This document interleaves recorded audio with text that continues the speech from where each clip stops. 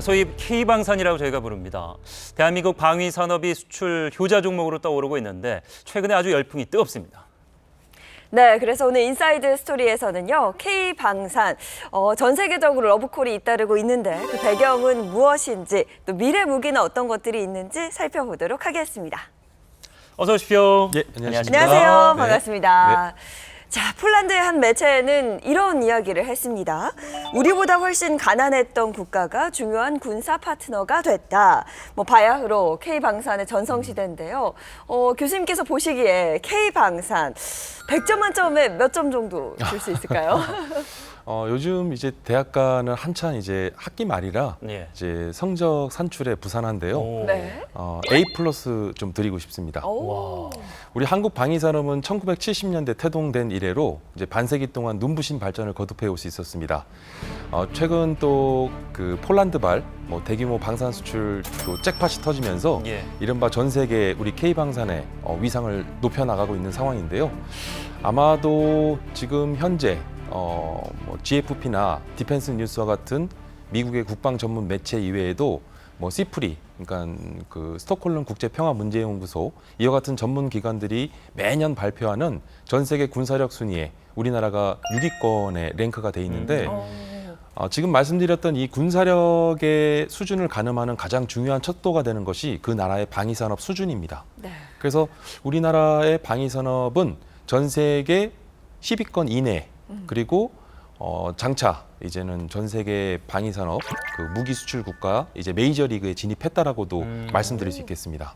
네, 최근 수주 잔액이라고 하죠. 받은 돈, 받을 돈 다 합쳐서 100조 원입니다. 방위산업, 방산업체들이 수출해서 이 정도의 단위를 기록한 적이 있습니까?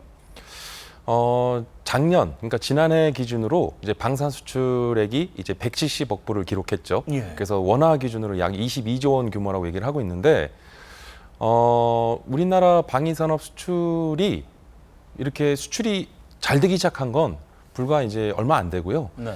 이제 우리가 무기를 수출하기 시작한 것은 한 10년 내지 한 20년 정도로 그렇게 평가를 하고 있습니다. 예.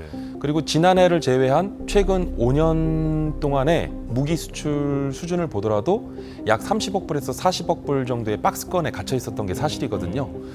근데 좀 불편한 진실이긴 한데 네. 지난 2월 발발한 이제 우러 전쟁의 여파로 인해서 이른바 한국 방위산업은 전쟁 특수를 맞이했다. 그렇게 표현하는 것이 좀 보다 좀 정확한 말씀일 수 있을 것 같습니다. 예. 이 무기라는 것이 어마어마하게 사실 비싸잖아요. 네. 포탄 하나에 억 단위고 막 이런데. 근데 최근 들어서 이렇게 우리나라 방위산업이 주목받는 이유가 어디에 있습니까? 전 세계적으로 물론 우러 전쟁 촉발로 인해서 국제 정세가 굉장히 불안정해집니다. 예. 이러한 불안정한 국제 정세 속에서 자국의 군사력을 강화하고 국방력을 키우기 위한 노력들이 이루어지는데요. 먼저 글로벌 무기 시장의 기본적인 좀 메커니즘을 좀 이해를 해야 되는 게 네. 글로벌 무기 거래 시장은 이제 정찰제 시장이 아닙니다. 그래서 당연 중요한 것은 이제 가격 경쟁력이 첫 번째로 꼽고요. 그 두 번째는 무기의 어떤 성능이나 제품 신뢰성이 또 중요하죠. 예. 가격 경쟁력과 품질 우수성이라고 하는 부분을 함축적으로 말씀드리면 가성비인데 네. 단순히 가성비가 높다고 해서 무기 수출이 잘 되는 것은 아닙니다.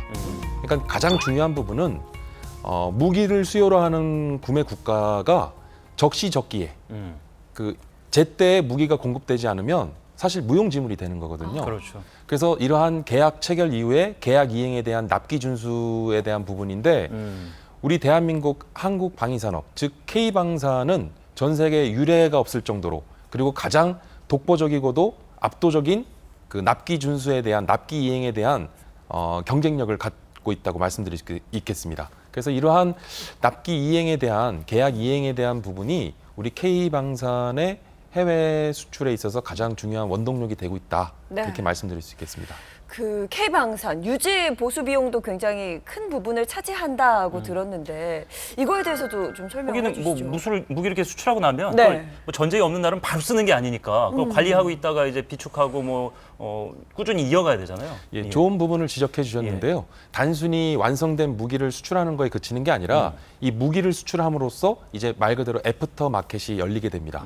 여기서 말씀드렸던 애프터 마켓이라는 것은 이제 MRO 시장이라고 또 말씀을 드릴 수 있겠는데 네. 메인터넌스라고 하는 유지, 그다음 리페어라고 하는 수리, 그다음 오퍼레이션이라고 하는 유지의 약자를 이제 MRO 시장이라고 얘기를 하는데 가령 전투기 하나를 좀 설명을 드리면요.